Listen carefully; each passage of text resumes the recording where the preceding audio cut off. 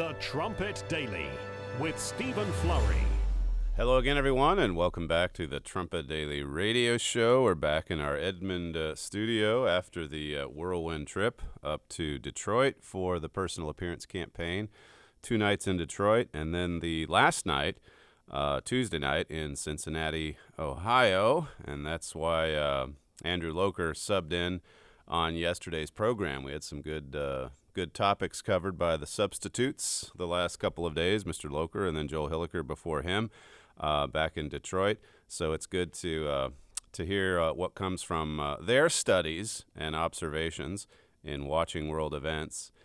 Speaking of the PAC, Cincinnati, the last night, I didn't get you the figures on those yet. It was 140. We had 140 turnout for that. I think more than 50 were non-members, and 19 of them signed up for the Bible study. So some really good numbers on the follow-up studies for all of these recent cities that we've been to, and hopefully we can have some follow-up statistics as well in the weeks ahead. I know that the follow-up study in Detroit, I believe, is this coming Sunday, and then the one in Cincinnati is going to be the following Sunday. So that's something that we can keep in mind as we pray for growth in God's work. If we have time later on in the show, we'll conclude today's program with a couple of minutes of feedback from a few of those who attended in the Cincinnati event.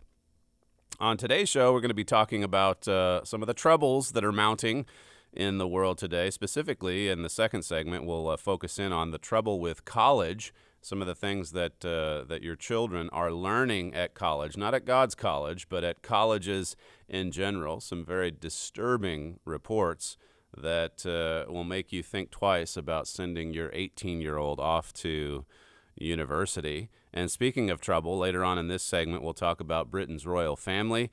Richard Palmer has gone through quite a lot of coverage. I think it's in the Telegraph coming out in the next few days about the royal family in Britain and just the makeover or the transformation of this family in recent years. And it really does square perfectly with what we know in God's church regarding the new throne and the new stone.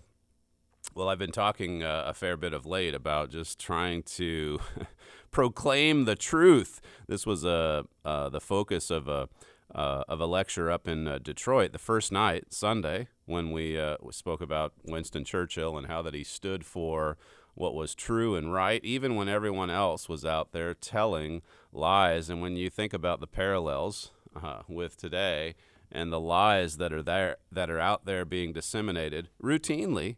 I think it was I just happened to have the radio on yesterday during my lunch period where I believe it was Rush Limbaugh talking about just the attacks on the Trump administration, really ever since he declared his candidacy back in the summer of 2015, and how that all of these attacks have been unsuccessful, and that the radical left, really all that they have is lies.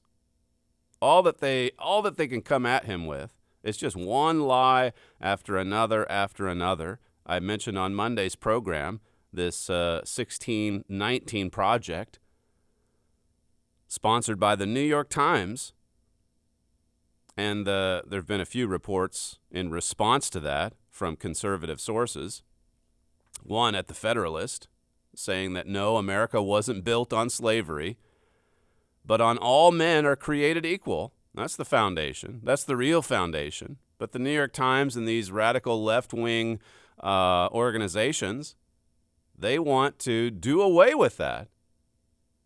They want to destroy the system, basically, and start with something new and different. The Federalist says here, more problematically, its conclusions that the U.S. was built by evil men and founded on a lie lead to the sort of fundamental transformation leftist radicals have sought for a century. This is something they've wanted for decades. You think about some of the things Herbert Armstrong was writing about communism and its infiltration into schools and academia. It says here, if America is as insidiously evil as the 1619 Project paints, what other recourse but to rip out its cancerous foundations, root and stem? If it's this evil, if it's this rotten to the core, well, we just have to uproot it entirely and start with something new. It says leftists are banking that the outrage caused by the 1619 Project will provide them the political capital required to move to the next stage, a full reconfiguration of America into their image. Well, there's lots of quotes we could have brought with us here today from America Under Attack, and like I said, some of those classic quotes from Herbert Armstrong going back many years, many decades, in fact. Mr. Armstrong right on that back in the 1950s and 60s. And then, of course, we've seen so much more revealed even in these last few years. And I'll just refer you to America Under Attack. There's another story about Howard Zinn. He's the one that, he's wanted to rewrite America's history as well. In fact, he did it. He did it with his book. But this one here says Howard Zinn's anti-American propaganda takes over the Smithsonian. This is another article from the Federalist. Again, a similar kind of subject. The Smithsonian now clearing the way for all of this radical leftist ideology. It says here now the Smithsonian Institute, which describes itself as the world's largest museum, education, and research complex with 19 museums and the National Zoo, shaping the future by preserving our heritage, discovering new knowledge, and sharing our resources with the world, is peddling Zinn, Howard Zinn, for fiscal year 2019. And to do this, the Smithsonian received $1 billion in federal funding. So they get a lot of financial support to spread this left-wing propaganda. The People's History of the United States. I forget when that came out, but that's going back to the 1970s, I believe. This has been a goal. This has been a goal for more than a century. And you see it. This is just the next phase of the attack on America's history, this 1619 project. We'll have a lot more to say about education today, coming up in the second segment. There was an LA Times article recently about the police being the leading cause, or not the leading cause, but a leading cause of death for blacks. Yet another attack on the police, and PJ Media sets the record straight. Again, lies coming from the mainstream media. This is from the LA Times, saying getting killed by police is a leading cause of death for young black men in America. So you read the story, and of course you come away from it thinking that, well, boy, they're just being targeted. And it's happening all over the place, particularly for young ones. Well, PJ Media looks at the actual statistics and sees how that thousands and thousands of blacks every year, they're being killed by someone other than police officers.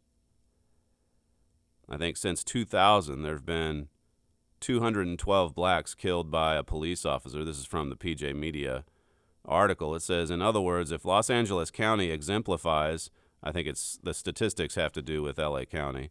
It says, in other words, if Los Angeles County exemplifies the country as a whole, a black homicide victim is 25 times more likely to have been killed by someone other than a police officer. And we know that in the great majority of these cases, the killer himself was also black. So those are the runaway statistics, black on black crime. But you'd never know it if you just read that one LA Times article that says the police, they're coming after you. We've got a few sound bites here from President Trump. He's always in the news. The media just eager to jump on anything and everything that he says. And as you probably know, instead of the the daily press briefing inside the White House there. His custom now is to just handle it himself, and he comes outside onto the White House lawn when he's about to board the helicopter for some of his events, and he talks to the media himself. He mentioned, this wasn't yesterday, but it was the day before, where he talked about the disloyalty for Jews in the United States to vote Democrat. Melanie Phillips commented on this. This triggered a lot of outrage as people in the media wanted to say that he said something, an anti-Semitic trope, as they called it. Melanie Phillips says there appears to be no limit to the sheer stupidity and reflexive malice with which people misrepresent what U.S. President Donald Trump has just said. So she talks about the comment that he made Tuesday. He said, "I think Jewish people that vote for a Democrat, I think it shows either a total lack of knowledge or great disloyalty." And that's what set off the firestorm of outrage. Jewish groups, commentators, and so on, saying this is one of the trademark libels of classical anti-Semitism. Now President Trump hates the Jews. And Melanie Phillips breaks it down and says if you look at the full context of his statement, he said 5 years, the concept of even talking about this, even 3 years ago, of cutting off aid to Israel because of two people that hate Israel and hate Jewish people. I can't believe we're even having this conversation. Where has the Democratic Party gone, he asked. Where have they gone? Where they're defending these two people over the state of Israel? He's talking about Alexandria Ocasio-Cortez and then the others, the so-called squad. And then the president said, I think any Jewish people that vote for a Democrat, I think it shows either a total lack of knowledge or great disloyalty. So there you have the context. He's talking about these new radicals in Congress and their anti-Semitic views. And he says, I can't even believe we're having this conversation. I can't even believe the major media, they're sticking up for these four ladies and bashing Israel. So to stand up for them, it's either, as he said, a total lack of knowledge, or it's showing great disloyalty toward the people of Israel. That's what he meant, and he said as much yesterday when he clarified the remarks. This is clip 9. In my opinion, the Democrats have gone very far away from Israel. I cannot understand how they can do that. They don't want to fund Israel. They want to take away foreign aid to Israel. They want to do a lot of bad things to Israel. In my opinion, you vote for a Democrat, you're being very disloyal to Jewish people, and you're being very disloyal to Israel. And only weak people would say anything other than that. And like he said the day before, just 3, 4, 5 years ago, no one in Congress would have come forward calling for boycotts on Israel or to eliminate funding for Israel or aid to Israel. But now, because of this new generation of radicals, now it's being openly discussed. The media, again, they've got it exactly backwards. As the president explained yesterday, he's been, well, there was one commentator recently that proclaimed him king of Israel, moving the embassy and then all of these other pro-Israeli positions coming from this administration.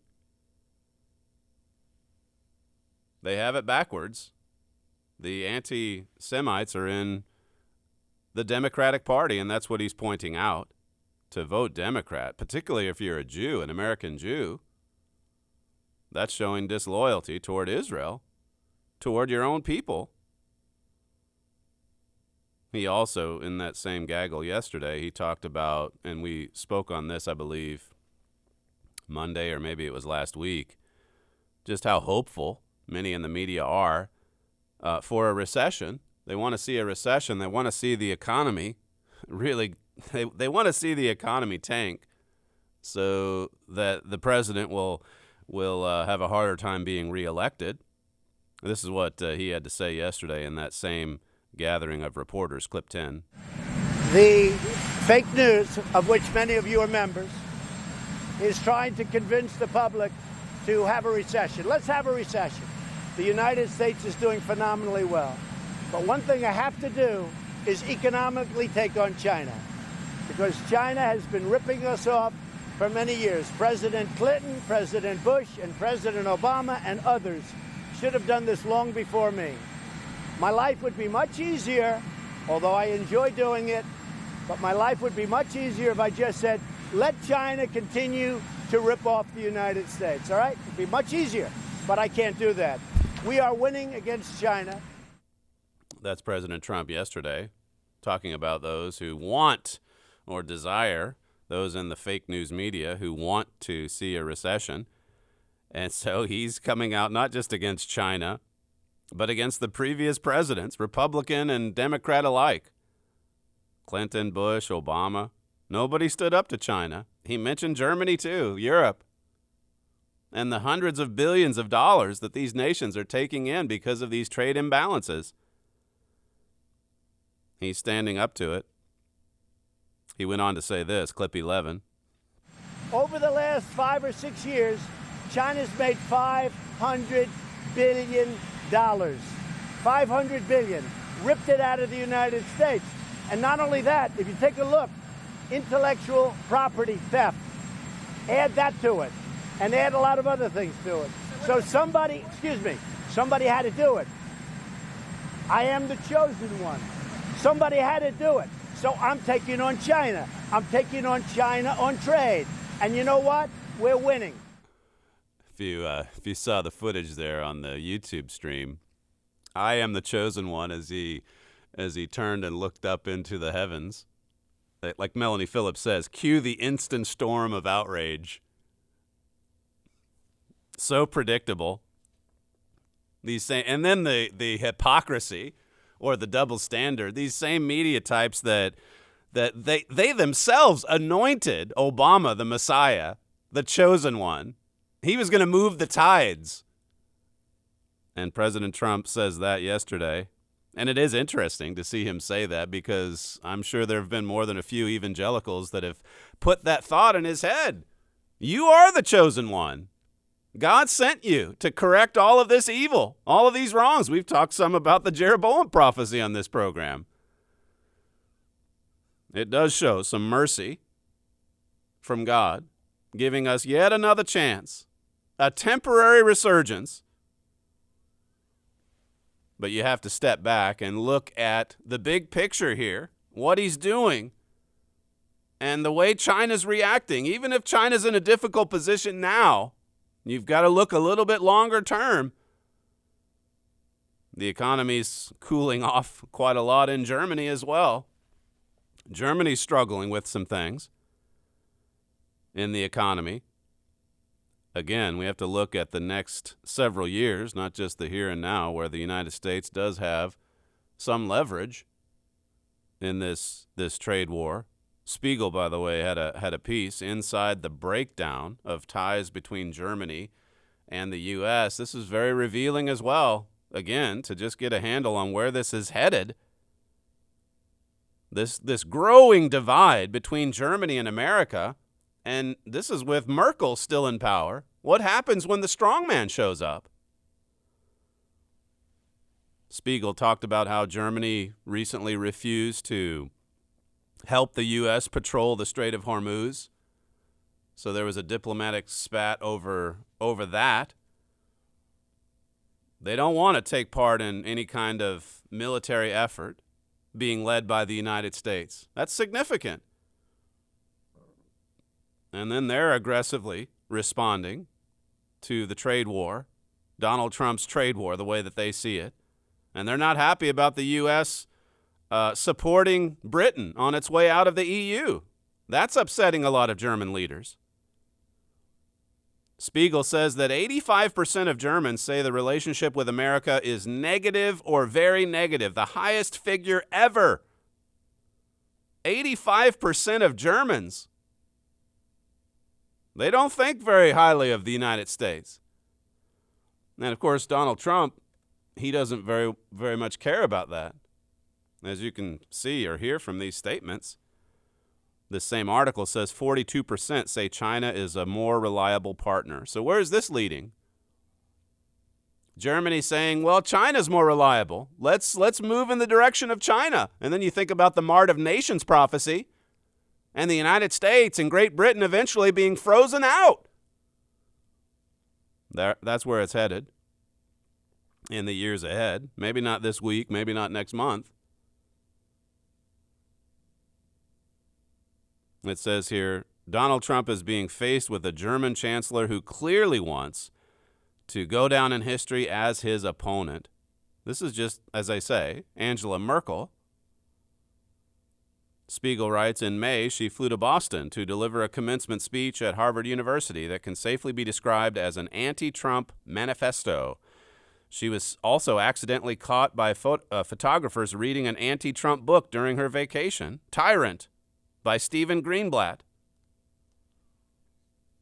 Spiegel says here, finally, it's now become normal for Merkel not to ask for a meeting with Trump when she visits the U.S., and it points out how that when she came for her Harvard speech, she didn't ask to meet with Donald Trump.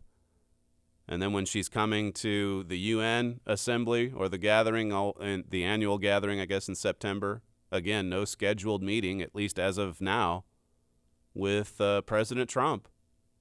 So relations are not very good, and they're not getting any better. And then consider the prophecies regarding the trade war, how it finally does turn out, and, of course, the prophecy regarding new leadership in Germany. Richard, as I said, has been combing through, I think I said the Telegraph, it's actually the Spectator, a special feature that it has coming out this weekend. I guess they're just now starting to print some of the, or post some of the content online. But it's a special feature for this weekend's edition, Britain's royal family. And as I say, it ties right in with what we've been studying the last couple of years regarding the new stone and the new throne.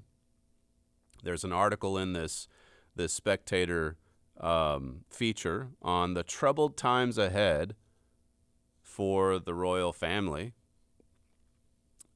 One of the articles is titled, The New Monarchy, Can the Royal Family Survive Its Makeover?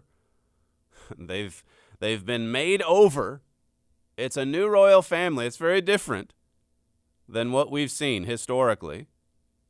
The cover article says, by royal disappointment, Meghan and Harry's behavior is undermining the monarchy. And then it just talks about the many crises within the royal family, the Duke of York getting caught up in the Jeffrey Epstein scandal, and whether or not he's implicated in these scandalous acts or behaviors. The fact that he had a relationship with Epstein after he was found guilty, I think it was back in 2006 on some of these other charges, that shows some, as the article brings out, some remarkably bad judgment. And then you have Prince Harry and his wife. They're making all kinds of headlines. They're enjoying the perks of being in the royal family, but they want their privacy. They want people to mind their own business. They don't want the public involved in any announcements for, childbirth or whatever. They don't want the public stopping and talking to them in their neighborhood. And then there's all the hypocrisy. As Richard said, the moral hectoring, preaching about how bad it is for people to take a cheap flight somewhere because it hurts the environment, and then they're jet setting all over the world. The article says, never in the course of royal history has so much public goodwill been squandered so quickly and so thoughtlessly. That's coming from the Spectator. Talks about the Queen in one of the articles. Her Majesty the Queen is feeling a distinct chill in the air that has nothing to do with the weather, as several of her children and grandchildren continue to disport themselves like the entitled spawn of a dodgy Eurotrash autocrat, perhaps she must be asking herself, is any of this my fault? Here's the Queen, and she's not going to be with us that much longer, but here's the Queen wondering what is going on, what is happening to the royal family. Spectator says the question is, does all this negativity mean that the royals could become an endangered species themselves? Could this be the end for the royal family? Where have you heard this before? Well, look at the new throne of David. The book, I mean. It says there's a turbulence in the air, a contagion of bad behavior that taints the good deeds and hard work of other royals, causing understandable resentment. And then finally, can Andrew and Harry, Meghan and Zara and the rest of the Grotty gang redeem themselves and rise to these standards of public service and veneration? It says, given that the Queen will not always be around to steer them through the troubled times ahead, one does wonder, back in Balmoral, another dark night falls on the House of Windsor. So that's coming out this weekend in the print version of Spectator, and some of those articles, as I say, are now being posted. There's several articles in the series that aren't as good as the couple we draw attention to here, but still, it does fall right in line, as I say, with what we've been reading and studying in God's church for the past 2.5 years. You're listening to Stephen Flurry, and this is the Trumpet Daily Radio Show. If you'd like to email the program, you can send comments to td@kpcg.fm. We'll be right back.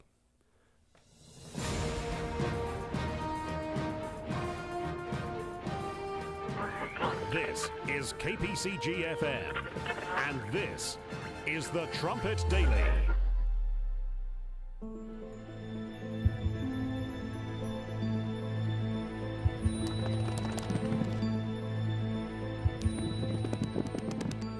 Here is a fact few people realize. The throne of David exists today. God made an absolutely binding covenant with David that there would never be a single generation without a descendant of David sitting on David's throne, right up to the second coming of Jesus Christ to this earth. It was the promise of a continuous, unbroken dynasty, forever. But where is that throne today? The authority of God and the Bible hangs in the balance. Request the United States and Britain in Prophecy. All of our literature is offered free of charge, without cost or obligation to you. The United States and Britain in Prophecy was Herbert Armstrong's most popular book. Never was a more important book written on the subject of Bible prophecy. Jesus Christ was born to be king. When he returns to this earth, God will give him the throne of his father David. That throne exists today. Prove it for yourself. Email your request to td@kpcg.fm or visit thetrumpet.com. The Trumpet Daily. As many of you know, we're starting our new college school year here for Armstrong College and also for Imperial Academy. And I've talked to you already, I think it was last week, about some of the content that we covered in our orientation, just getting the students ready for the school year and reminding them of why they're here, how that they're here to develop a sound mind and to grow socially, to experience a cultural education as well, to learn how to be an independent thinker, to think deeply, to receive the foundation of knowledge, which is God's revelation, God's truth. You contrast this with what's happening in the world. What a stark contrast it is. What a difference. Walter Williams had a column recently about what children are learning at college, or in this case, not learning. He refers to the American Council of Trustees and Alumni in a recent report. They studied more than 1,100 institutions, 8 million students in total. So this is quite the survey. And it says the ACTA assigned grades to these institutions that they examined. Just 23, it says, 2% of the over 1,100 colleges earned an A grade. 343 colleges earned a B, 347 got a C, 273 got a D, and 134 received an F. So what does that mean? Well, he writes, if you're thinking that your youngster will get a truly liberal arts education, you're sadly mistaken. It turns out that less than half of the schools studied required courses in traditional literature, foreign languages, U.S. government or history and economics. And then it talks about some of the crazy, and you've seen stories on this before, the crazy courses that are being offered, like Global X, Zombies, the economics of Star Trek, history of comics, and game design for non-majors. So there's courses now about TV and video games. Young people, students, going to college or universities to study these things. Williams says colleges often do not live up to their own promises. In college mission statements, as well as their course catalogs, they frequently exalt the virtues of a well-rounded liberal arts education. The reality is something different, with only 68% of the schools surveyed requiring 3 or fewer of the 7 core subjects. It says their curricula poorly represent critical subjects such as U.S. history, surprise, surprise, economics, and foreign languages. So the liberal arts education, it isn't what it used to be, and Williams has a section from his column, too, about how worthless the degree is in the end. How that these degrees, they're not really helping graduates when they get out into the workforce. And he gives some disturbing percentages there as well. One of the points that I covered, even though it's a non-accredited degree that you receive at God's college, is that you are here preparing for your career. You're getting lots of wonderful and practical instruction, on-the-job experience at God's college. That's the way that it should be. Prager University, Dennis Prager, he puts out these weekly 5-minute videos. We've talked before about how he's being singled out by Google and YouTube because of some of his conservative messages, and some of his videos aren't as accessible as others coming from the left wing. Well, he put out a video earlier this year. It was in March, I believe it was. How that the left, the radical left, it ruins everything. And he had quite a lot in that little 5-minute video about how the left is ruining college, how it's ruining the higher education today. Here's an excerpt this is clip 3 from the Prager video. Leftism destroys everything it touches. Here are just a few examples. 1.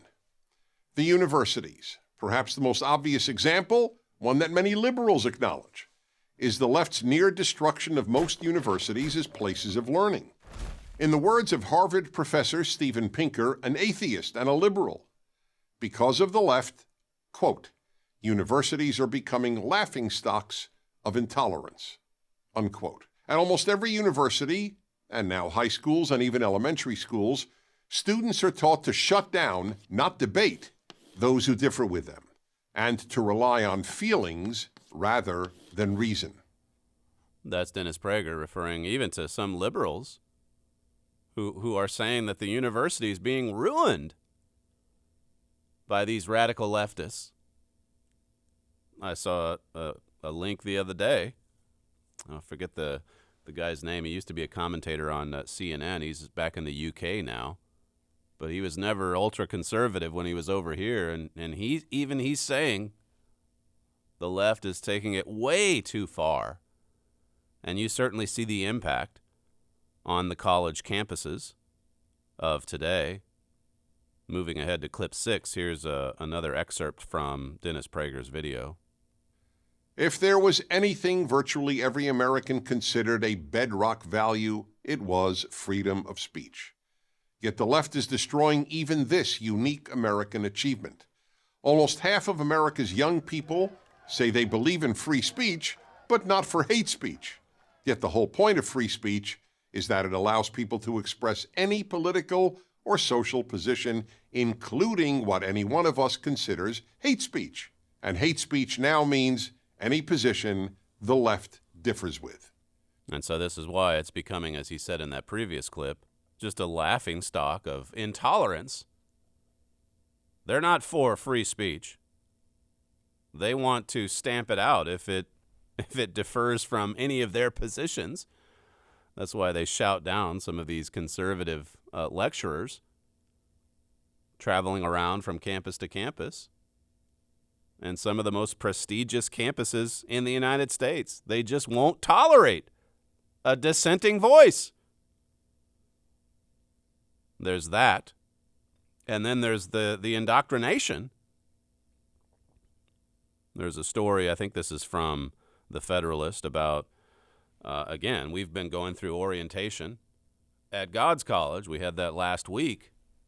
And this story here is about one mother, and she's describing her experience with Virginia Tech.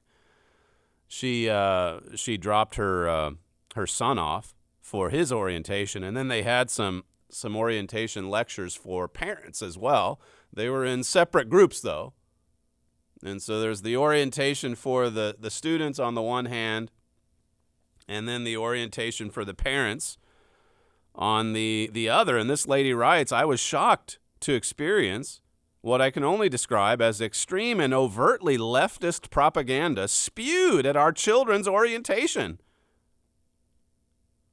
Nobody expected the event to begin with prayer or the Pledge of Allegiance, but one might expect to remember the names of fallen cadets on the pylons or the 32 dead and the 17 injured in the 2007 shooting at Virginia Tech's campus.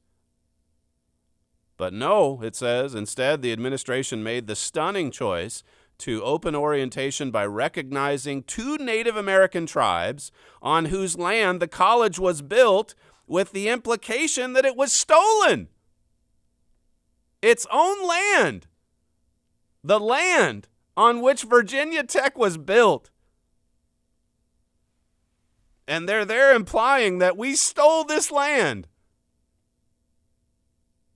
Thanks for joining. Have a great school year.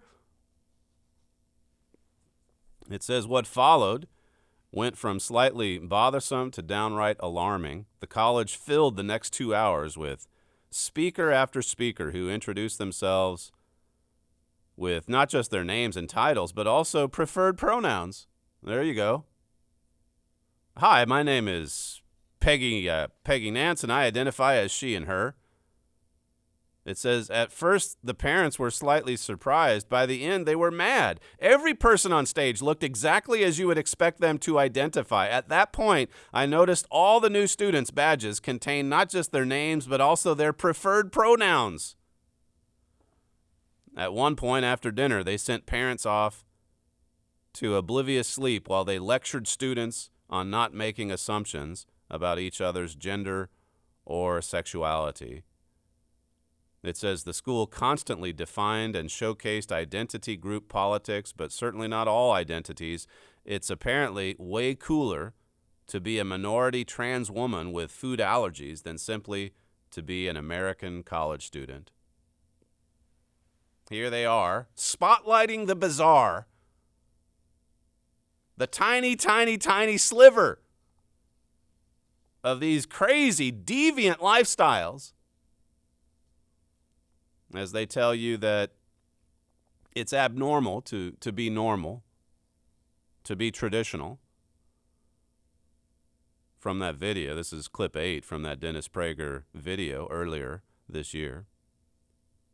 In some ways, scariest of all, the left is committed to ending male and female as distinct categories. Children are increasingly raised not to think of themselves as a boy or a girl. Teachers are told not to refer to their students as boys or girls, just students. In New York City, parents do not have to check off male or female on their newborn's birth certificate. They can check off X. All this imposed gender confusion can only end up producing confused people and a confused society. A confused society, that's what we're becoming. Campus reform, they recently got a lot of students, I forget where the university was, somewhere on the East Coast. But they got a lot of students to sign this fake petition. It was just fake. They wanted to see if students would be on board with it. And there were plenty. It was a fake petition banning the white crosswalk light. You know, the guy that lights up. Because, well, it's a male figure and it's white. And that's insensitive. It's got to be pink or multicolored. Or maybe a female or maybe some other kind of person-looking figure.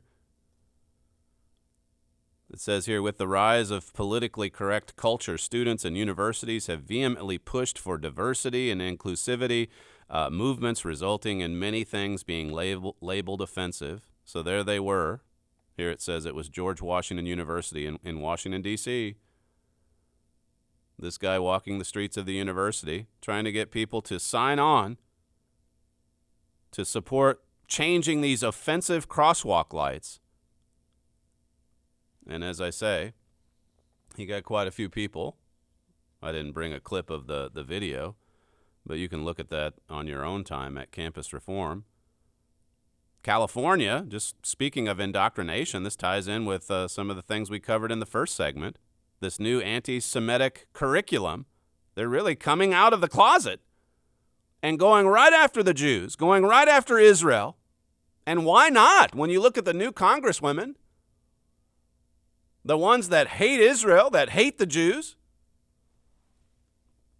This article from PJ Media, it says the California Department of Education is facing a backlash after introducing what some call a blatantly anti-Semitic educational curriculum that was prepared by anti-Israel activists. The curricula, which aims to teach about the Arab-Israeli conflict from a multiple narrative approach, is the work of Karama, the Arab and Islamic World Information Project. Here it is, coming from, well, of course it comes from California. This effort in higher education to institutionalize anti-Semitism. And of course, a lot of university campuses, they're rife with this sort of thing because this is the way that professors believe and think. I talked on Monday about the New York Times. Well, I touched on it in the first segment. The effort of the New York Times to reframe America's history, our founding, the nation's foundation. And we want to destroy that and come up with something different that says it was started by evil men. Here's a bit more. This is clip 5 from that Prager University video in March. The English department at the University of Pennsylvania replaced the portrait of the greatest English language writer who ever lived, William Shakespeare, with a picture of a black lesbian poet. Why? Because he was a white European male. Leftist professors have replaced the pursuit of excellence with the pursuit of diversity. The pursuit of excellence, that's out the window. Now it's just all about diversity. Here's clip 7. America has become the least racist, multiracial society in world history. On a daily basis, Americans of every race and ethnicity get along superbly. But the left constantly poisons young minds with angry diatribes about systemic racism, microaggressions, and white privilege. Dennis Prager giving us some truth in a world full of lies, in a world where we're told every day it's systemic racism. It's racist to the core. There's a white supremacist in the White House. It's all because of 1619. That's the real founding for the United States. At the College Fix, listen to this. It says an adjunct professor from City University of New York says the ideology of radicalized terrorism is the responsibility of all white people in the United States. White people are to blame. That's what this female professor is saying. And she said it on a radio program, a radio show. It was following the shootings in El Paso and Dayton. And she blamed it on white people in general. And the thing about it is, she's a professor from City University of New York. She's teaching young people. Listen to what she said recently on a radio interview. This is clip 1. This political ideology of racialized terrorism rests with every white designated person in this country. White neoliberals cloak themselves in a fantasy that the race war exploding on the streets of America rests discreetly in the hands of crazies, far right-wingers, outliers, and even more mythic characterizations. So, America builds clinics and mental health hospital beds for white homegrown terrorists, but concentration camps and high-level security prisons for black and brown and immigrants. The killings in El Paso and Dayton this past weekend demonstrate, again, that the ugly of America is as mainstream as apple pie. This country's history and praxis rest comfortably in a mythology of white superiority, in choosing to other fellow citizens, undocumented and documented black and brown immigrants, brown and black, Muslim and Jew. White America has damned this democracy into the hands of white terrorists. White America has laid the burden of the debt incurred by white supremacy on the bodies and psyches of the other. This woman's name is Josie Gonzalez. She, as I said, she's an adjunct professor from City University of New York, and this was from an interview that she gave recently following those mass shootings a couple of weeks ago. It was an interview on WBGO radio, blaming it on white America. And here's her prediction of what's coming, clip 2. A race war is being thrust upon us. White America can no longer expect to pay for life, liberty, and the pursuit of happiness with the red blood of those they want to other, criminalize, dehumanize, disenfranchise, and marginalize. The demographics are changing, and the mythology of whiteness is long past its fantasy moment. There she is saying the demographics are changing. We're gonna reverse this. We're gonna take over. We're gonna destroy the foundation. The mythology of whiteness is long past its fantasy moment. Here she is, blaming all white people for everything bad that happens in America. And somehow she doesn't see that as racist. But she sure sees racism in everyone else who's white. That's a university professor, an adjunct professor on a campus in the United States. What about a college education today? At the Federalist, another article. It says this inherently racist propaganda is only topped by university-funded programs like Sex Week, where facilitators snort and giggle as students stuff their pockets full of free, colorful, glow-in-the-dark condoms. It says universities' efforts to endorse sexually profligate lifestyles often result in cringy attempts to normalize bizarre, risky, and even destructive behavior. It says events, curriculum, and programs prodding fornication, kinky activity, and pornography feed off of naivete of off the naivete of freshman boys and girls to normalize particular avenues of sexual pleasure and disinfect campus of heteronormativity. I guess that would just mean anything that's normal or traditional. We've got to get rid of that and replace it with the bizarre, the risky, the destructive. And then it talks about some of that destructive behavior. About 80% of college students report participating in some sort of hookup experience. However, the motivations of men and women are different. Well, then it talks about just how miserable these young people are after these experiences.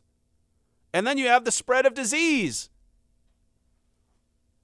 The Federalist says normalizing casual hookups, pornography, acrobatic sex positions in dorm rooms, and even activities like flogging have fostered rising percentages of porn addictions, STIs, and other health risks, rates of depression and sexual assault among college students. So all the problems to go along with it. The left ruins everything, as Dennis Prager said. Well, you can look at some of the things we've said, even recently. That article my father had on the Kavanaugh hearings, revealing the lawless spirit in America. He said in that article that the radical left is sick. They do not accept criticism. They are not sound-minded. It says the power behind them is very dangerous. What they're doing has the devil's fingerprints all over it. And as I said at the top of the segment, what a contrast. What a contrast to God's educational program. What a contrast to the spiritual nation that God is building. What a contrast to the educational objectives that we have at God's college, and how uplifting they are, and how they promote personal growth and maturity and spiritual mindedness and health, good health. What a contrast. My father writes in The Former Prophets, this is on page 97, he says, this college has a message for the world. God promises to open the doors for us to get the job done. How important is God's college to this work? He quotes Mr. Armstrong, who said it was the development of the college in Pasadena that made possible the growth of the whole gospel work. Here you have the college, this college, God's college, in Edmond and Edstone, and it's actually promoting the growth of the whole gospel work. It's supporting the work of the church. You compare that with what's happening at George Washington University or the City College of New York or Berkeley or wherever else. My father writes, this college is about to introduce Christ to the world. We should be a college for the ages. We ought to do things that will be talked about forever, just as they did in the schools of Samuel and Elijah and Elisha. He says we need students who are urgent, students who understand what these words are and what these words are all about, rather, and won't let any of them drop to the ground. That's what it says about the prophet Samuel. He wanted every single word. He wanted to receive and to inculcate every single word. My father says if we follow Samuel's example and have that attitude, we will impact this world in a way people will never forget. Well, we ran out of our extra minutes. I'll have to save the 2 minutes of feedback that we got from Cincinnati the other night, and hopefully we can play that on tomorrow's program. It'll give you something to look forward to. You're listening to Stephen Flurry, and this is the Trumpet Daily Radio Show. If you'd like to email the program, you can send feedback to td@kpcg.fm. Thank you for joining us today, and we'll see you tomorrow.